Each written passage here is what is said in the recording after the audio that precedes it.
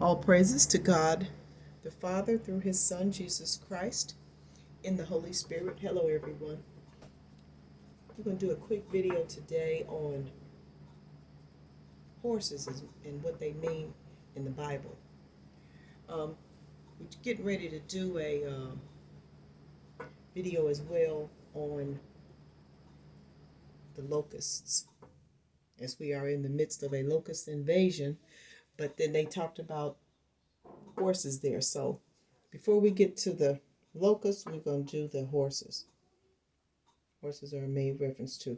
So when the Bible talks about horses, it's not talking about the equine, okay? It's like, flicker and all that. Oh, I do date myself there, right?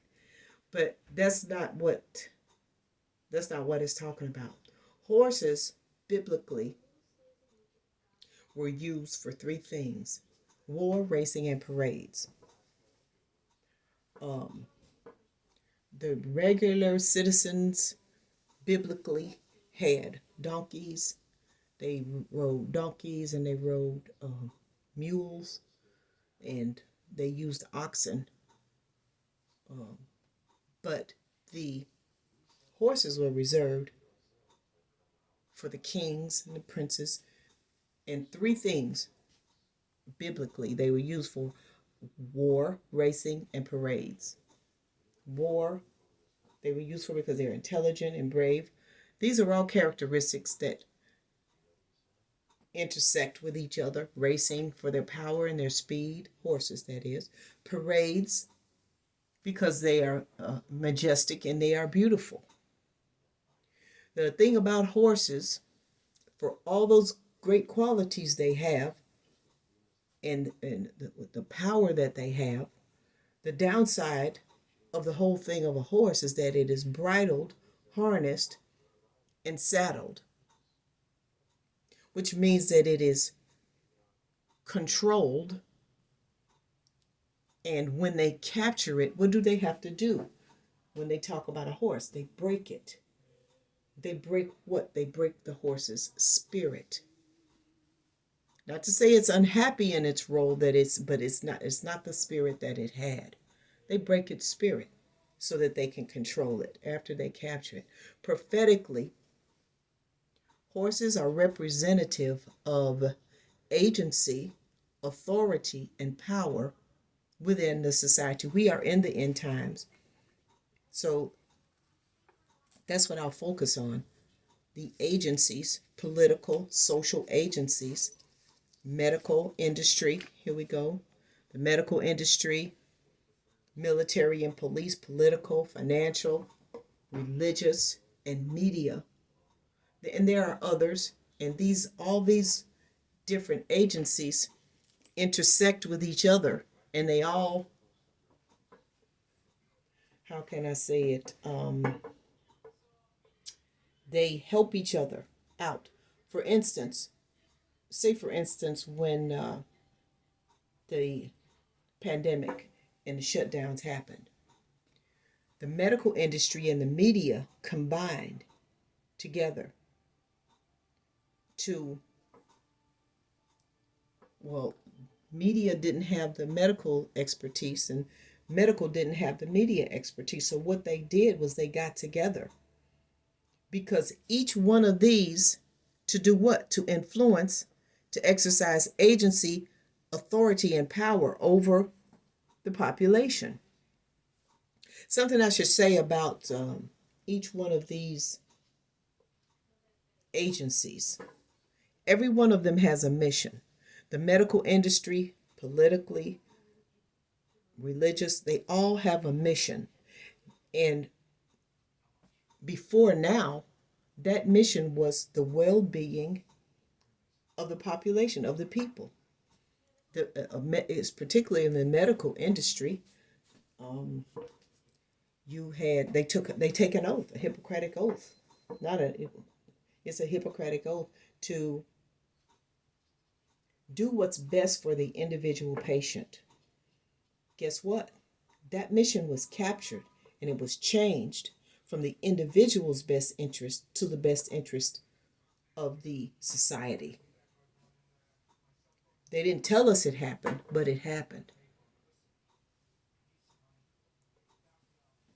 The mission, say for instance, politically, was that we have elections and we elect a person who promises to represent us and our beliefs and our what we want them to do. They're supposed to be our representatives, but that's not what happens. That mission of represent being a representative gets captured, and politically they become leaders. They we start calling our political people our leaders. They were never supposed to be our leaders. They were supposed to be representative, so that you didn't have 1,000 people going down. You pick one person to go and do what? Represent. Taxes, financially, of course, in the society are ridiculous for the most part. Um, I've retired now, but I've worked, say for instance, in government. I worked in government in a government type job for almost 20 years. And the waste and thievery that goes on there is unbelievable. You can only call it thievery. It's a wonder this thing hasn't crashed before now. And on and on. The point is the mission that each one of these things have, each one of these agencies has. God tells us that the influence that they exert over us is too much. In Deuteronomy 18 and verse 16, he tells us, "But he shall not multiply horses to himself, nor cause the people to return to Egypt." Egypt is symbolic of your oppressor. We are in the end times. Egypt is symbolic of the oppressor.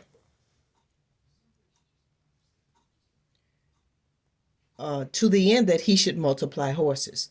That just means don't get too much influence on you within this society.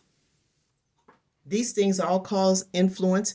They have agency over you, authority, and power over you. And as what has happened, their mission has changed, has been captured, and now their goal is to get you away from God, get you away from the fear of God. Where else? Let me just keep reading here. Let's also look at, I like this over in Isaiah.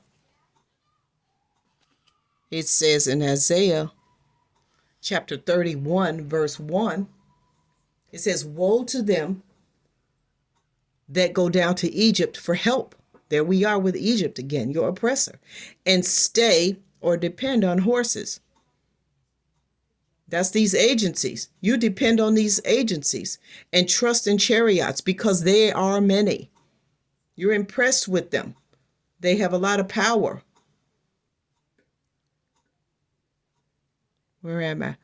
Still in one. Because they are many. And in horsemen, because they are very strong. But they look not unto the Holy One of Israel, neither seek the Lord. You seeking out men. You seeking out the power of man. And that's the goal, to get you to rely on the power of men instead of seeking out the Holy One of Israel.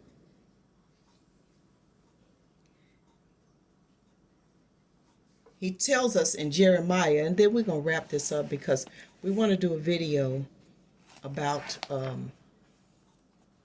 the locust invasion that's happening right now. And I'm not in Jeremiah, but in Jeremiah, he tells us, he says in Jeremiah, let me just get to it here.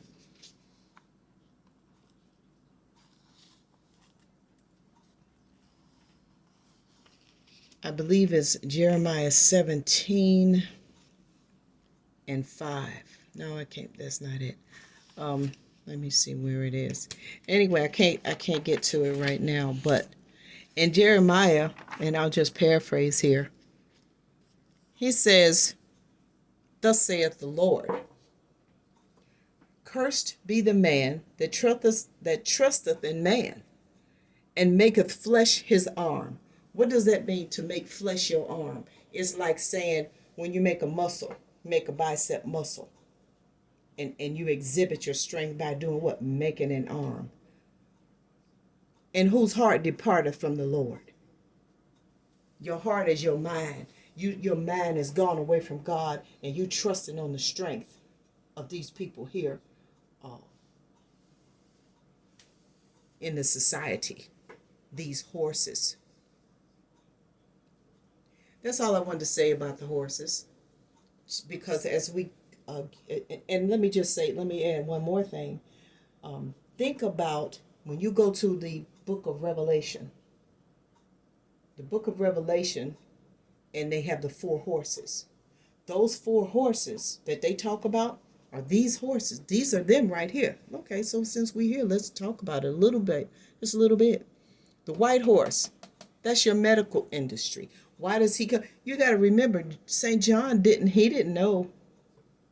He was able to see in that dimension, but he didn't know what a hospital was. He didn't know what a doctor's hospital or medical school or nurses. Remember back in the day, nurses wore all white. He saw a lot of white. He saw a lot of white lab coats. He saw white linens, white hospital halls. That's why he called it the white horse. It's not because it was, yeah, it is Satan, but that horse has been captured. The medical industry, and not, how can we forget, let me get to that, the pharmaceutical. They're part of the medical industry. Mostly that lab coat. He sees a lot of white, and he called it the white horse. Keep that in mind when you read about the rest of those horses. They are not equine, they are agency over us in these end times. So we're going to make it just short. Thank you for listening. The next video that we do will be about the locust invasion. Thank you for listening. God bless us all.